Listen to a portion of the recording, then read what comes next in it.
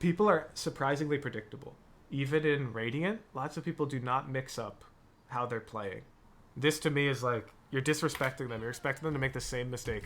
You see? You see how it works too? When you're in an off angle, people will always accidentally wide swing you. Alright, we're going to be doing VOD review for Immortal 2, Fracture, Chamber. It looks like Chamber's your main agent. This is awesome. So starting offense, let's take a look at the enemy composition. So they have no breach. They have Cypher and Chamber. Just a solo duelist Jet and Brimstone for smokes. Nice shot.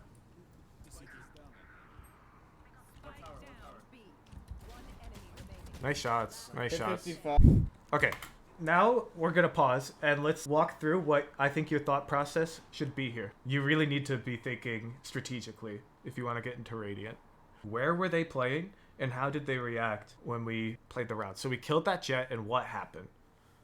They didn't swing tower. They instead went to anchor site and looked for fights B main. Yep, good patience here. And now I'd probably just watch Dish.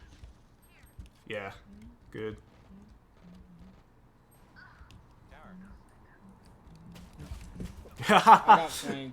Okay, you have the perfect read here, and then your teammate's like, tower, and you get a little panicked, right? Because you could die to tower. You know that it's highly likely they're going to flank Dish because it's their eco round, right?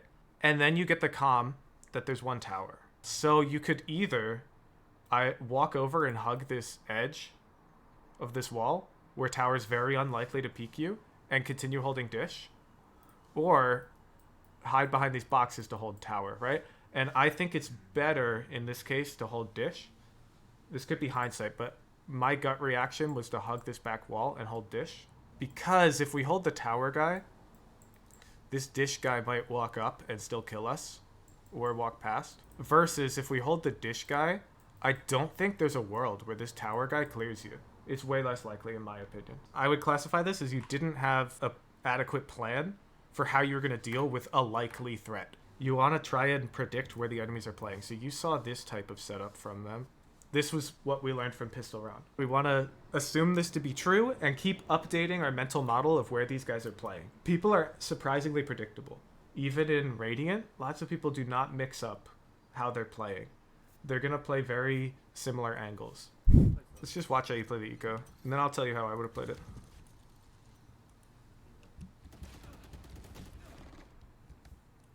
Yeah, you assume constant switch-ups. Lots of people just autopilot in solo queue. Most people, even in Radiant. Look what just happened. Chamber was playing A. He just died. Jet just swung arcade.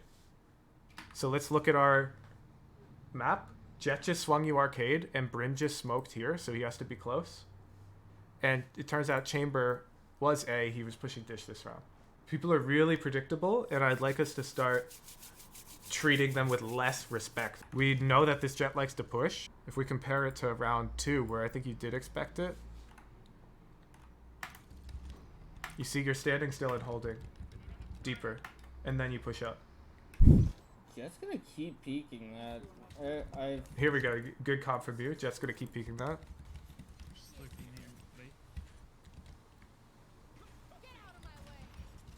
Okay, you stun it off. Little lazy here, right? Let's look at our tower clear. So right here, tower's exposed, and we see our crosshair. It's minor, but that matters. Okay, this is the first deviation to our expectation, right? Nice.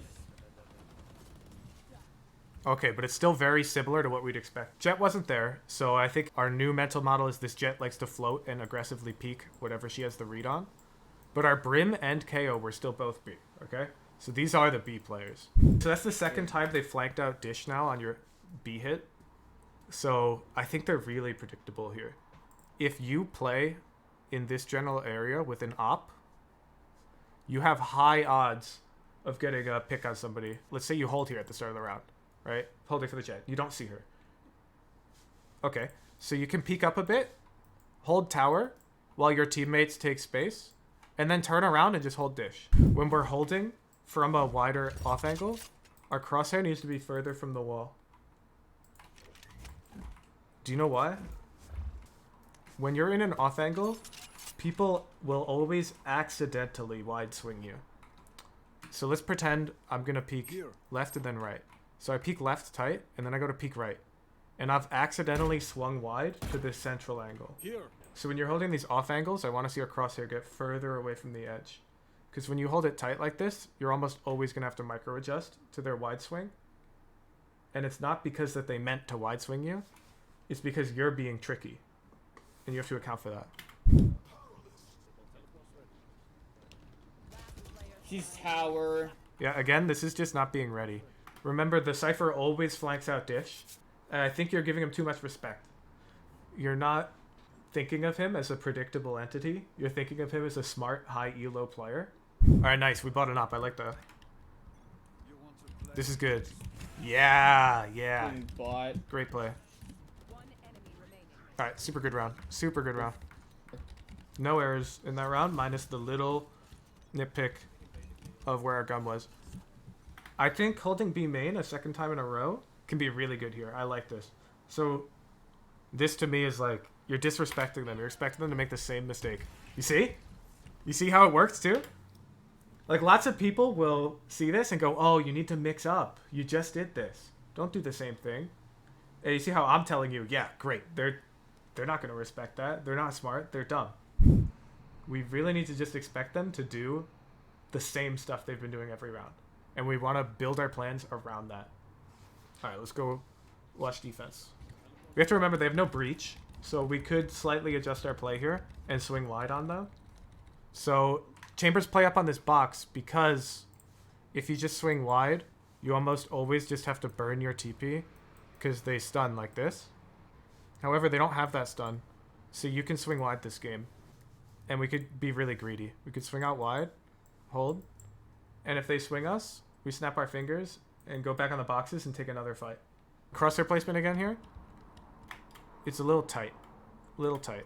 I think we should have more of a gap. Let's check. Okay. I was scrubbing through to find when he peeks this box, and here's how the peek looks. So he peeks roughly like this. It's the kind of, this left wall is aligned with the middle of the box. So I'm going to peek it that way. So he's roughly here. Here. So our crosshair for this hold, yeah, it needed to be like out here. Not against the corner here. Playing A could make sense. They might mix it up. Nice shot. Oh, but this is perfect. I'm pretty sure our crosshair was too tight and we had to adjust wide. Pretty sure. Yeah. See? And we had to adjust to get the kill. I think it just seems to be flank needs to be threatened most of the time. It's like very straightforward. Like flank has to be threatened. And what this means is it doesn't mean you have to flank. It means they need to be worried that you might flank. That's it. As long as they think you might flank, then you're chilling. But if they ever get into a state where they're like, well, they never flank, or we've got double sentinel, we're chilling, we don't have to worry about it at all, you're in a lot of trouble on defense. So you need to make them worry about it by either breaking their flank util, flanking super fast and aggressively some rounds, telling your jet to flank with you maybe. Yeah, you need to condition them to worry about the flank. Like if we remember, they were doing this too much. So on your offense half, you were always worried about the flank, but the problem is they were always flanking. If they had simply loosened up their playstyle and conditioned you to hold flank, but then only flanked, you know, every now and then, it would have been super effective.